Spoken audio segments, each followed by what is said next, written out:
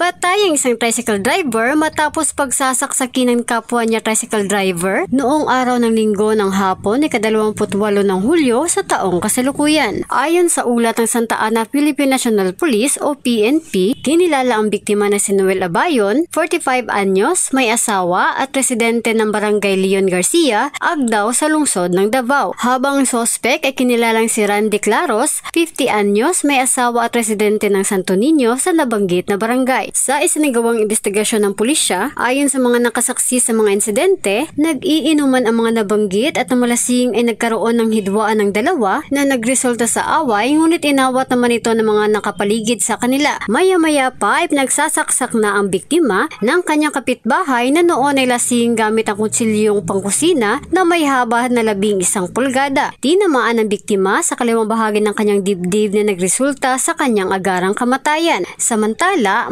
matapos ang insidente ay mabilis namang tumakbo palayo sa lugar ang sospek. Pagdating ng mga pulis sa lugar ay nakita na lamang nila ang biktima na naliligo sa sariling dugo. Agad namang nagsagawa ng manhunt operation ng pulisya para madakip ang sospek. Ngunit pasado alas 9 ng gabi ng araw na iyon, nahuli ang nabanggit na sospek at dinala sa himpilan ng pulisya. Sa ngayon, patuloy pa rin ang investigasyon ng mga otoridad sa problema sa dalawang sangkot sa insidente. Mula dito sa Davao City, Charlotte Mayol para sa Radyo Alternatibo Balita Nationwide.